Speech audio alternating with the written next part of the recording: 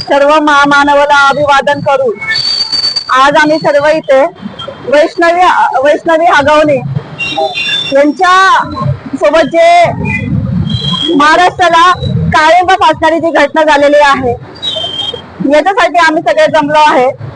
आज ह्या सर्व अपराधींना एक आठवड्यापेक्षा किती काळ लोटून गेला तरीही पोलीस त्यांना पकडण्यात असक्षम का राहिली? त्यांच्यावर राजकीय दबाव होता का? नक्कीच होता। आपले हे पोलीस यंत्रणा हे राजकीय दबाव खालीच चालतात। प्रत्येक जनताला ह्या पोलिसांचा अनुभव आहे आणि मला वाटतं की वैष्णवी ताईंना न्याय मिळायला सुद्धा वर्षानुवर्ष जाणार आहे। आज आपण असे किती उदाहरणं बघतो। मणिपूरचं प्रकरण बघा, कोलकाता गँगरेप प्रकरण बघा, अशा किती घटना करा। अरे संतोष देशमुखच्या प्रकरणाला सुद्धा न्याय मिळायला आज 1 वर्षापेक्षा अनेक कालावधी लागलेला आहे। मला असं वाटतं की आपण या सर्व जनतांनी एक होऊन वैष्णवी ताईंना न्याय द्यावा असं मी आवाहन करतो। आपण या घटनेचा जाहीरपणे निषेध करायचा आहे। मी आज पोलिसांना सरकारला आवाहन देते की अशा गुन्हेगारांना जर तुमच्याकडनं काय होत नसेल, ऑन टेबल जेव्हा फाईल येते तेव्हा तुमच्याकडे काय येतात त्याच्यापेक्षा तुम्ही जनतेच्या हवाली करा। आमच्या हातामध्ये चप्पल आहे, शेण आहे, आम्ही भर डुकरावर भर गाडवा बसून त्यांची धिंड काढण्यामध्ये आमच्यामध्ये पूर्णपणे ताकद आहे। कारण आता आम्ही सर्व महिला इथे जे काही जमलो आहेत आम्ही अन्याय सहन करणार नाही। तुमची दादागिरी, तुमची ही गुंडागिरी ही तुमच्याकडे ठेवायची। आज तुम्ही मुलींकडनं फॉर्टनेस मागता। अरे हुंडाबंदी कायदा काय असतो? पहिला हाच गुन्हा त्यांच्यावर दाखल करून पोलिसांनी त्यांना अटक केलं पाहिजे नव्हतं का? अटक केलं नाही? तुम्हाला आठवडा लागतो का? त्याच्या आधी वैष्णवी ताईंची मोठी जावई तिच्यासोबत सुद्धा हाच प्रकरण झाला होता। पोलिसांनी 4 पैसे खाल्ले आणि सर्व प्रकार दाबला। आज त्या ताईला जर न्याय मिळाला असता तर ही घटना घडली असती का? पोलिसांनी नाही का प्रत्येक महिलेमध्ये आपली आई बहीण बघा, मग तुम्हाला कळेल प्रत्येक बाईचं वेदना काय असतं। आज भर कोर्टामध्ये सुद्धा प्रत्येक बाई रडत असती। मी आज एकाही कोर्टामध्ये एक अशी महिला पाहिली नाहीये की जिच्या डोळ्यामध्ये न्यायासाठी अश्रू नसतात। का असं होतं?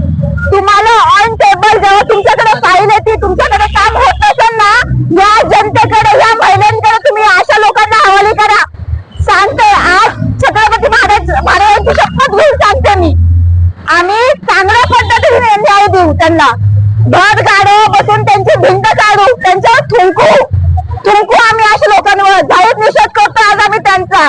आणि आज लवकरात लवकर त्या ताईला न्याय नाही मिळाला तर महाराष्ट्र जनतेचा संताप, महिलांचा संताप या लोकांना भोगावं लागल। सर्वांना क्रांतिकारी जय भीम जय शिवराय। आज आम्ही भोसरी या ठिकाणी जे वैष्णवी ही हगवणे या मुलीवरती अन्याय झालेला आहे।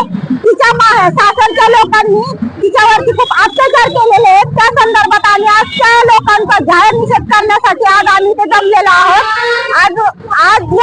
आज हुंडाबळीच्या नावाखाली गरीब मुली महिला असतील त्यांना किती छळलं जातं घरामध्ये, हे प्रकरण घडतात। आज किती लाजिरवाणी गोष्ट आहे। आज त्या मुलीवरती इतका अन्याय केलेला आहे, तिच्याकडून वारंवार पैशाची मागणी करून तिच्यावरती तिच्या सासरच्या लोकांनी खूप मोठा अत्याचार केलेला आहे। त्या महिलेला त्यांनी अक्षरशः लोखंडाच्या पाईपने तिला मारहाण केलेली आहे। ती गरोदर असताना पण त्या महिलेवरती त्यांनी अत्याचार केलेला आहे फक्त हे कशासाठी? हुंडासाठी। आणि ते लोक पण एक राजकीय पक्षाचे तिचे सासरे एक राजकीय पक्षाचे पदाधिकारी होते, अध्यक्ष आहेत।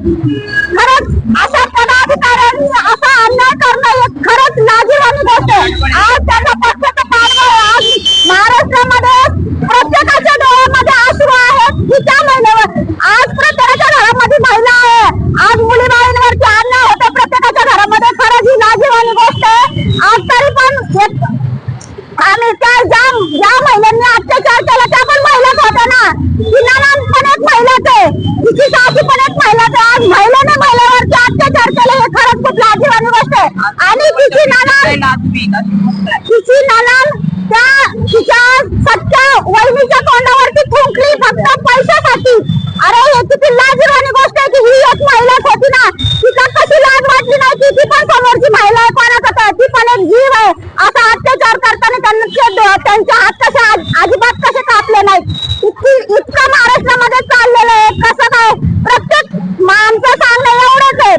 प्रत्येक आई वडिलांनी आपल्या मुलीला देताना विचार करावा की समोरची व्यक्ती किती पैसेवाले हे बघून देऊ नका. आमचं एवढं सांगणं की ते गरीब असू देत ते लोक, पण आपल्या मुलीला कसं सुखामध्ये ठेवतात हा विचार करा.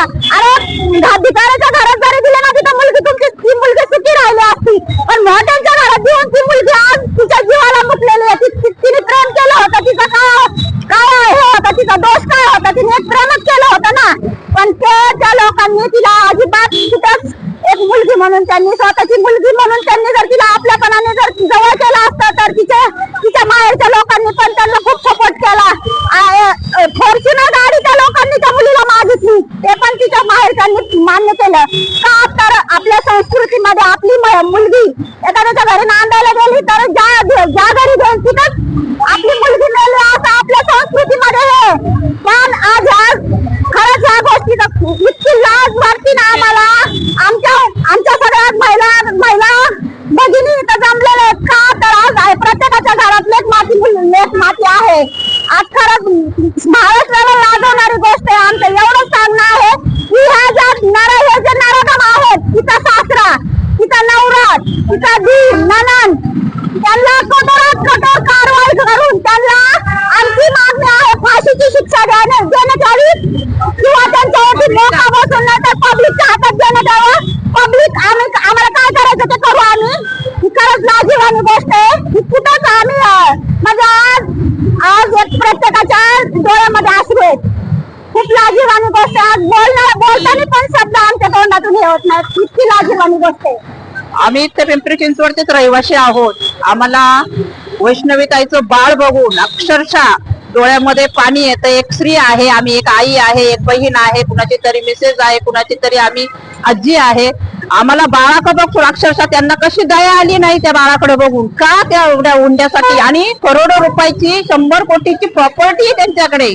त्यांच्या भुकुम गाव मध्ये त्यांचं अतिशय रोड लगत जमिनी असताना एवढा पैसा असताना एका स्त्रीने त्याच्यावर प्रेम केलं आणि तिला अक्षरशः लुटण्यासाठी ही माणसं उभी राहिली. असा हा अन्याय स्त्रियांवर आपला महाराष्ट्र कुठे चाललाय? आपलं पिंपरी चिंचवड भूमी आपली ही कुठे चालली आहे?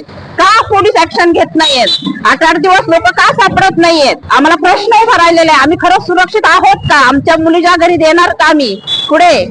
आमच्या नाती देणार आहेत त्या खरंच सुरक्षित आहेत का? होतील का? का असे मोठे लोक अन्याय करायला लागले? त्यांच्याकडे काय कमी होतं? त्यांना एवढा वैष्णवीला त्रास देऊन तिला मारण्याचा काय अधिकार होता त्यांचा?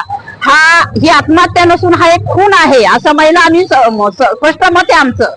ही आत्महत्या एक आई आत्महत्या करू शकत नाही.